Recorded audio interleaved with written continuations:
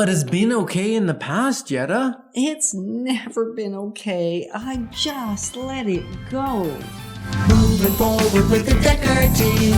Moving forward together with the Decker team. I know you don't want to say to that, do you? Because we're ready to have a discussion here. And yet we're excited that we've created for you free access to over 503 Life's Inside Track episodes about insider trips for trips too. Yeah, actually, real estate trips, insider tips on real estate, making house home, building wealth, and even life exponential. And the great news is you can get access to them from home, from the office, or even on the go. So in this episode, what we're going to discover is what's acceptable or what gets accepted is probably because it got repeated. Yes. Yeah, it's kind of like that saying, you teach people how you want them to treat you by what you accept. Right. Even if you don't think you're accepting it because you're not happy about it and you don't want to accept the thing. So we're back to my paperwork thing because... Are we back to your paperwork thing? Well, we kind of are because I now know kind of what I can get away with. Yes, you do. And so I just be nice. I'd be pleasant. I know it's going to get in before it like affects the transaction. I know I'm not going to let anything important slide. So I know what's essential. And I get these lovely reminders that are really friendly. But the reality is... That's because she's brand new and she doesn't know how to take you yet. And the last gal that was with us for years was very gentle too. And they'll often say, can I help you with it? Is there something I could do for you? And in fact, that teaches me that I don't want to take advantage of them. And so I don't want to ask them for help. So they've taught me that I can ask for help, but really by the sheer fact that they ask me, I don't want to. Yes. So that's even taught me how to treat them. So it's this really interesting dynamic. And why are we sharing about this? Because we all do it. We all do it with something. Even if you're thinking, Yetta, you sound really not so pleasant and like not good. The reality is if you think about it, there are areas in your life, it may not be the same one. And my whole paperwork thing is it drains me. So I have set up my life so I don't have a ton to do of the paperwork stuff. And yet when there is stuff to do, that's the stuff I'm going to let slide. So be honest with yourself. Like, where's the pattern of behavior? Because if there's a history of it, chances are it's a predictor of what you're going to do moving forward. Yeah, that reminds me of a story I read in a book recently. And it was about a gentleman that went to a different country to lead a 3-day seminar. He was doing training for 3 days. And on the first day, he shows up at like 8:30. It's supposed to start at 9. Mm-hmm. At 9 o'clock, he's ready to go. And there's like 2 people in the room. Like 2 people plus the owner of the company. And the owner of the company goes, oh, we'll wait about a half an hour. Everybody will come in and then we can get started. He goes, no. We're starting now. 9 o'clock, we start. It's from a military background. So he starts at 9 o'clock and people are coming in and he's talking and training and they're coming in going like, what's going on? You know, like normally it says 9 o'clock. We don't have to start till 9:30. Well, he just kept going. And then the next day he started at 9 o'clock. And there was half the room was there and still half showed up late.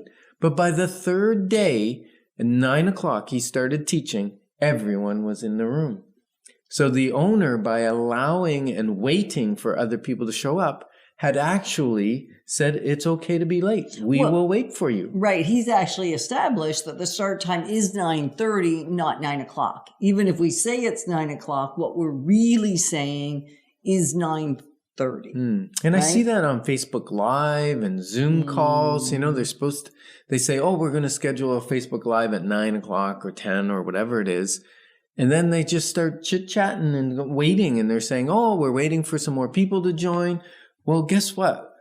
The people that showed up on time, you're disrespecting them. And they usually leave because they came to see the content, to hear the message, to whatever, on time. Mm-hmm. So just start on time. I'm on a little soapbox there. I'll get off of it now. Will you?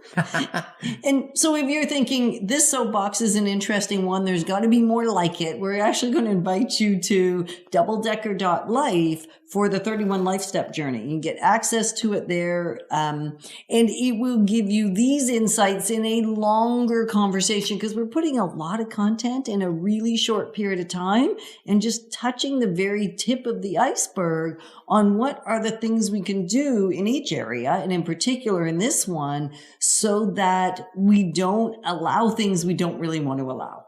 Mm-hmm.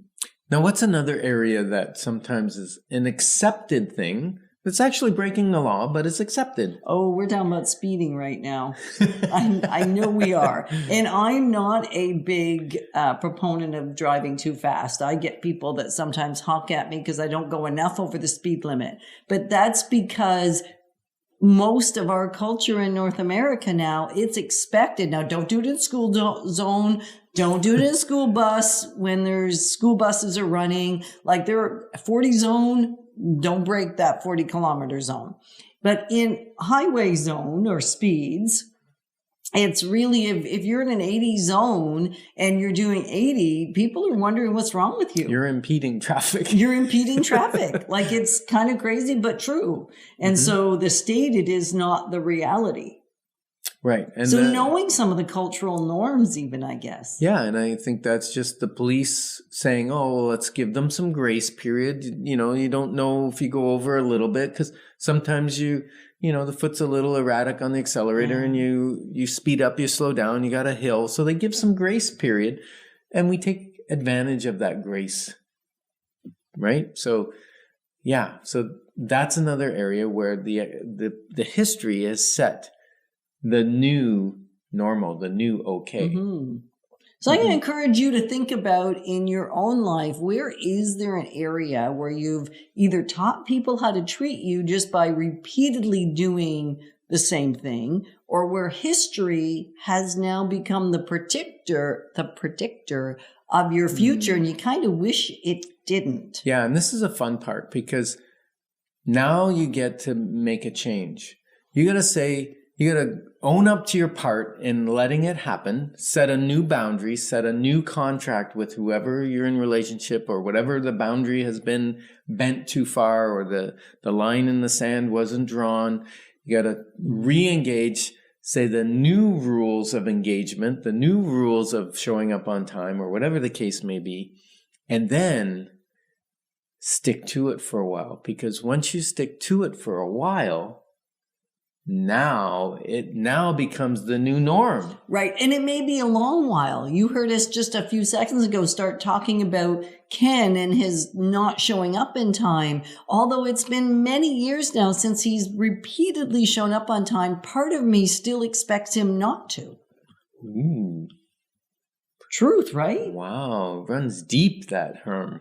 It runs deep. And so give people some benefit of time to catch up with your change. Yeah. Yeah. So really, we want to say thanks.